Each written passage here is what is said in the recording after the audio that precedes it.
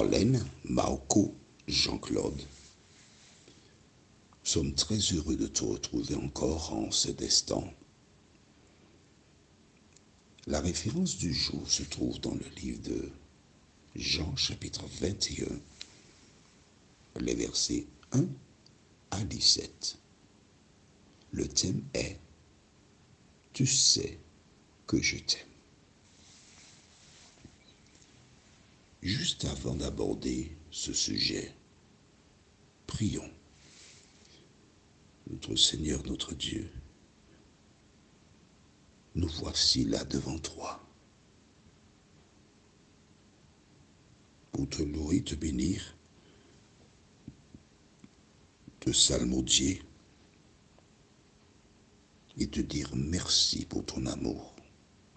En effet, à travers les différents thèmes développés précédemment,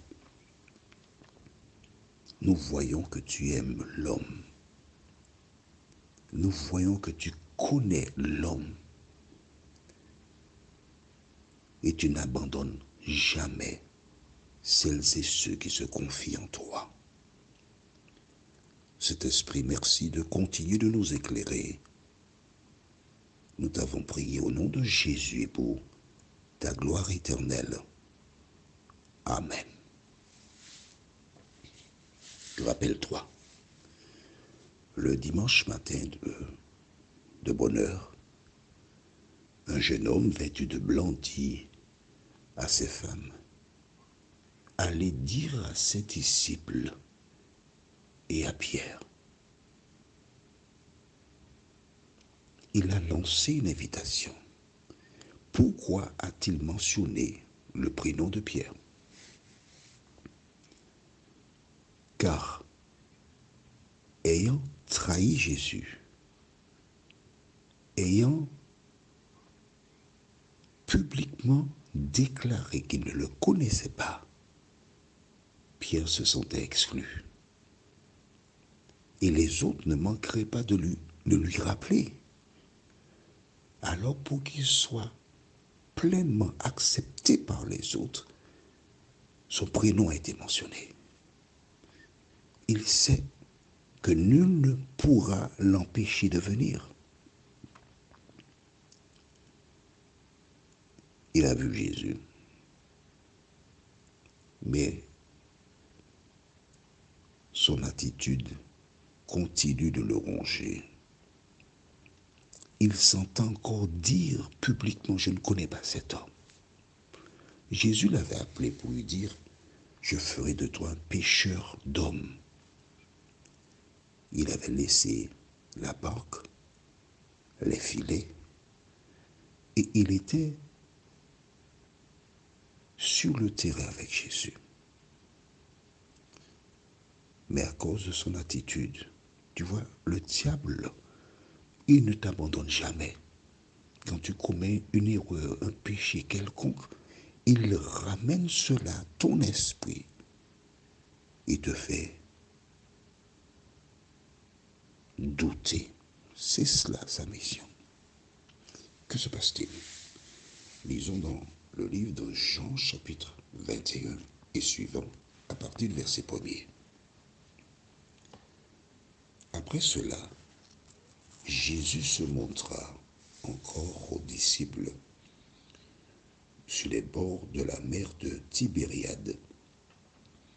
Et voici de quelle manière il se montra. Simon-Pierre, Thomas, appelé Didyme, ça fait 2, Nathanaël, 3, de Cana en Galilée, les fils de Zébédée, ça fait 2, 5, et 2 autres des disciples de Jésus étaient ensemble, ça fait 7. Judas s'étant suicidé, donc il y avait, on va dire, ça fait 8, ils étaient 12, donc il y a 4 autres qui sont dans la nature. D'accord. Et que se passe-t-il?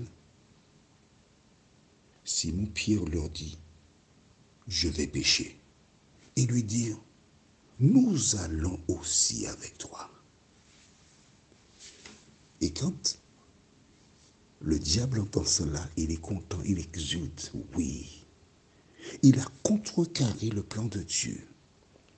Les hommes qui étaient censés être sur le terrain pour prêcher l'évangile, qui avaient abandonné la pêche, maintenant ils retournaient à la pêche. Ils rejetaient l'ordre que Jésus leur avait donné. Ils mettaient une croix sur leur formation. C'est exactement ce que l'ennemi recherchait. Alors, voici donc tous ces hommes qui s'y connaissent, préparent leur matériel. Pierre informe son épouse qu'il va, oui, parce qu'il était marié, il informe qu'il va pêcher et cette dernière commence à faire la publicité. Voisine, voisine, mon mari est revenu à la maison, il reprend la pêche. Combien de poissons veux-tu? Et elle prend son cahier et de quoi noter les réservations. Moi, je veux 2 kilos. Et toi, 5, 3, 1 pour moi. Les affaires reprennent. Le tiroir de caisse fonctionnera à nouveau. Et que se passe-t-il? Nous continuons la lecture. Ils sortirent et montèrent dans une barque. Et cette nuit-là, ils ne prirent rien. Les questions de pêcheurs, des personnes qui connaissent les lunes, des personnes qui connaissent les techniques et tactiques.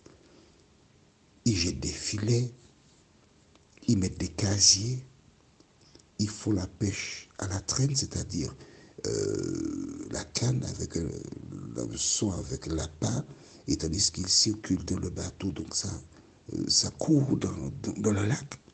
Mais la Bible déclare qu'il ne prit rien. Passons maintenant au verset 4, je serai un peu plus rapide. Le matin étant venu, Jésus se trouva sur le rivage. Mais les disciples ne savaient pas que c'était Jésus.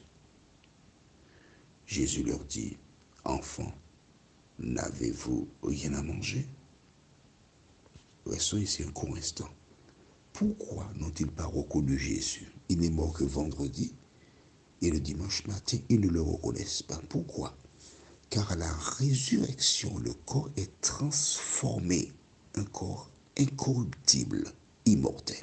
D'accord? Et il se présente. Regarde bien, ces hommes ont laissé la mission. Mais Jésus part à leur recherche.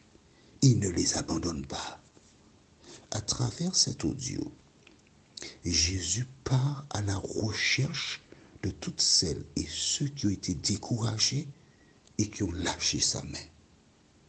Continuons. Maintenant, verset 6. Ils lui répondirent, non. Il leur dit, jetez le filet du côté droit de la barque et vous trouverez. Ils le jetèrent donc et ils ne pouvaient plus le retirer à cause de la grande quantité de poissons. On s'arrête ici. Voici un étranger sur le rivage qui s'approche et qui dit, « Hey, vous avez du poisson ?» Les disciples ont 2 réponses. Celle qui donnèrent là, ou dire, ce que nous avons, c'est juste, c'est déjà réservé, on n'a pas pour vendre, hein, afin de cacher leur échec. Mais ils ont été avec Jésus. Ils ont dit la vérité. Et parce qu'ils ont dit la vérité, Jésus leur a donné des poissons. Toi qui m'entends, je te suggère de dire la vérité. Quand tu dis la vérité, c'est à ton avantage. Et voici, il y avait beaucoup de poissons. Nous lisons verset 7. Alors le disciple que Jésus aimait. Alors ce disciple, c'est Jean. Nous lisons dans le livre de Jean, mais c'est Jean, d'accord? Alors le disciple que Jésus aimait dit à Pierre, c'est le Seigneur. La seule personne qui peut faire ça, c'est le Seigneur qui est là. Et quand il a dit à Pierre, qu'est-ce qui s'est passé? Nous lisons la suite. Et Simon-Pierre, dès qu'il eut entendu que c'était le Seigneur, mit son vêtement et sa ceinture, car il était nu, et se jeta dans la mer. Tu te rends compte? Tu te rends compte? Un disciple de Jésus, 7 hommes sur une barque, et l'un d'entre eux, Pierre, il est tout nu. Est-ce que c'est une tenue vestimentaire d'un enfant de Dieu?